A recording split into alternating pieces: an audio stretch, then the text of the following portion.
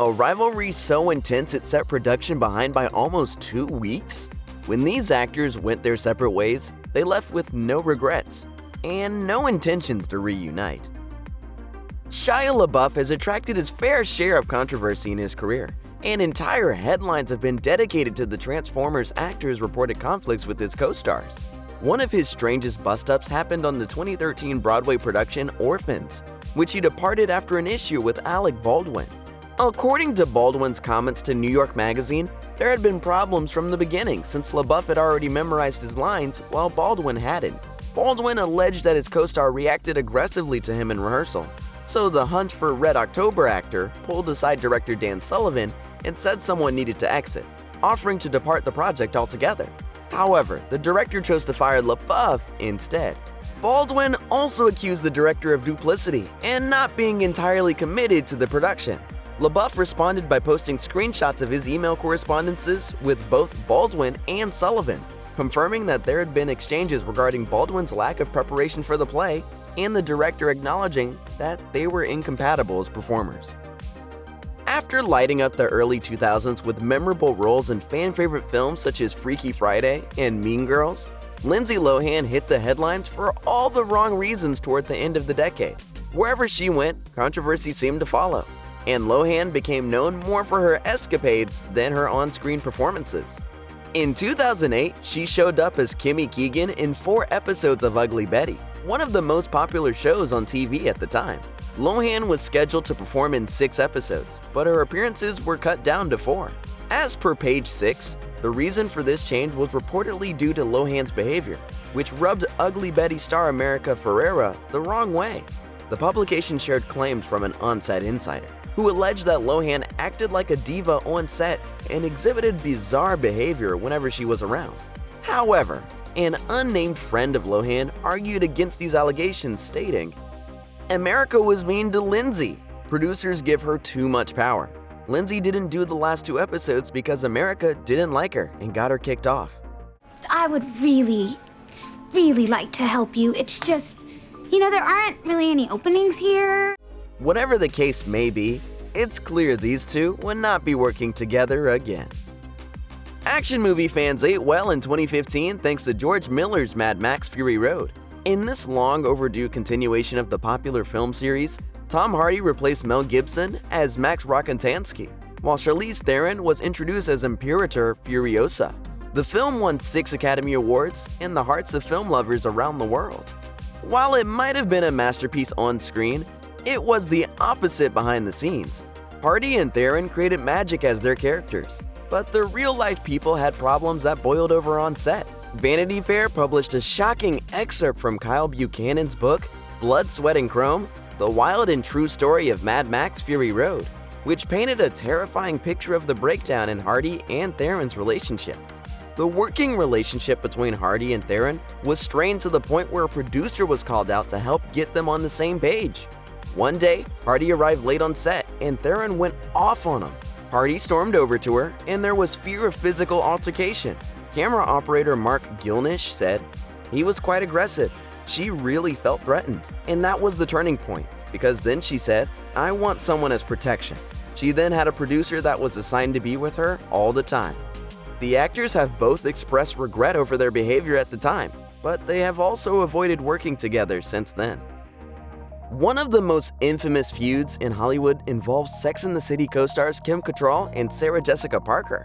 While the two might have starred in a television show that will go down in history for what it did for the medium, the tension between the actors manifested for the longest time, with Cattrall reportedly ostracized from the rest of the cast. Still, the ladies put aside whatever animosity they had to film the movies after the show had ended. When we're not doing that, the show, we just really don't want to see each other. When Cattrall decided she was done with the character and wasn't interested in returning for a 3rd film, the gloves were off. After she posted about the death of her brother on Instagram, Parker reached out to offer her sympathy. However, Cattrall responded with a public call-out on Instagram, writing, "Your continuous reaching out is a painful reminder of how cruel you really were then and now. Let me make this very clear, if I haven't already. You were not my family. You were not my friend. So I'm writing to tell you one last time to stop exploiting our tragedy in order to restore your nice girl persona.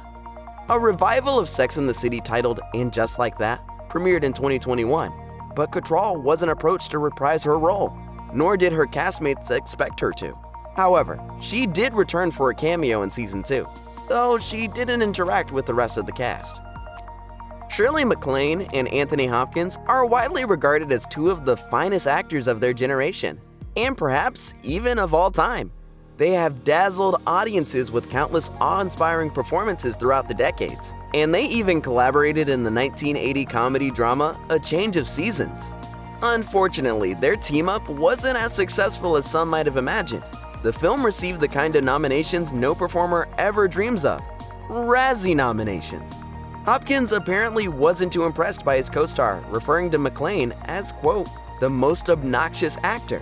MacLaine responded to his retort in a 2014 interview with the New York Post saying, "I didn't like him either, but he was on the wagon at the time and it was hard on him." MacLaine and Hopkins have avoided sharing the screen since then, presumably for good reason. As two of the most recognizable actors in the world, you'd expect that there would be a little healthy competition between Brad Pitt and Tom Cruise. Even so, they combined their powers to make 1994's Oscar-nominated Interview with the Vampire, which is generally considered one of the best vampire films of all time. Yet, while Pitt's Lewis and Cruise's Lestat were blood brothers on screen, it doesn't appear like the same sentiment was shared when the cameras stopped rolling. Pitt has gone on record to discuss how generally unhappy he was during the shoot for the movie, but it also wasn't helped by his co-star. According to Radar Online, Pitt supposedly said, "He bugged me. There came a point during filming when I started really resenting him. He's North Pole, I'm South. He's always coming at you with a handshake, whereas I may bump into you. There was this underlying competition that got in the way of any real conversation." Before Pitt and Cruise wrapped up Interview with the Vampire, there was a point when the former tried to depart the project before finding out the financial impact it would have. In the end, he stayed on, but he and Cruise have largely remained out of each other's orbit since then. Bill Murray and Harold Ramis are best known for playing Peter Venkman and Egon Spengler in the Ghostbusters movies, but the two teamed up for many other projects as well. As a writer and director, Ramis often turned to Murray for his films since they were close friends and worked well together. Not surprisingly, he cast Murray in the lead role of TV weatherman Phil Connors in the 1993 comedy Groundhog Day. However, the movie created a rift between the two friends that lasted for 2 decades. The problem started when Murray and Ramis had disagreements about the creative direction of the film. This resulted in tension between the two on set, which also affected their personal relationship. Discussing the production with The New Yorker, Ramis said, "At times, Bill was just really irrationally mean and unavailable. He was constantly late on set. What I'd want to say to him is just what we tell our children. You don't have to throw tantrums to get what you want. Just say what you want." Ramis said that Murray simply stopped speaking to him after Groundhog Day. In her book, Ghostbusters' Daughter, Life with My Dad, Harold Ramis, Violet Ramis revealed that Murray and her father did manage to reconcile before Harold's death in 2014. I thought you might turn up. Whenever Seth Rogen and Jonah Hill team up for a movie, it should be expected that it won't be PG-13. In 2013's This Is the End, they amped up the raunchy humor and got wild with a lot of their pals, including actors like Danny McBride and Channing Tatum. Emma Watson also cameoed in the film, but there was one scene that proved to be too much for her, so she departed the set. According to an extra who spoke to Pop Focal, Watson wasn't a big fan of a scene in which Tatum was dressed in only a leather thong.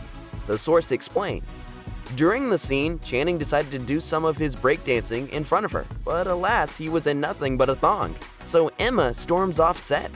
Reportedly, Watson also wasn't impressed that Tatum had been drinking before filming the scene. Rogen was asked about the incident in a later interview with GQ. The actor confirmed that it did happen, but stressed that there was no bad vibe between them, and Watson even promoted the movie. Whether or not that bad blood is really there, it seems unlikely we'll ever see the two share a screen again. When Jim Carrey starred as the Riddler in Batman Forever, he was at the height of his big screen comedy career.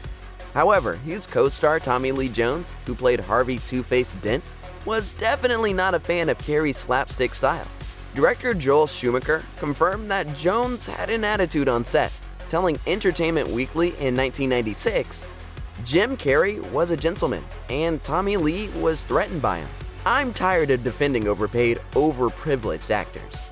The night before filming a scene together, Carrey and Jones ran into each other at a restaurant.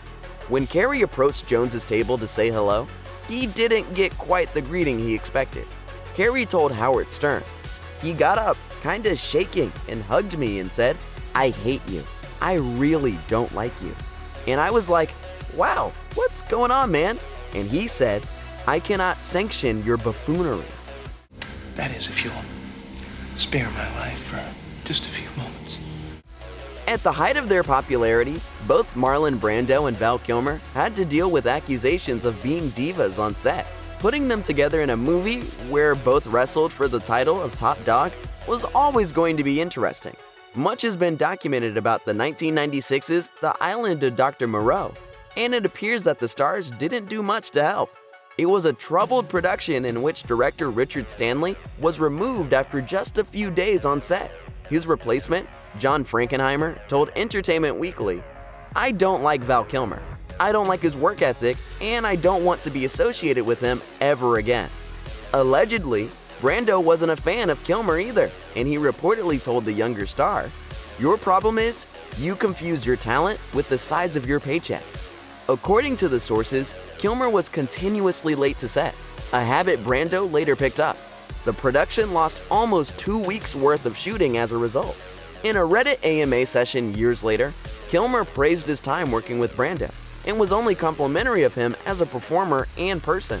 The Batman Forever actor suggested that most of the publicized issues surrounding the Island of Dr. Moreau were a result of the executives and director trying to save face and divert attention elsewhere.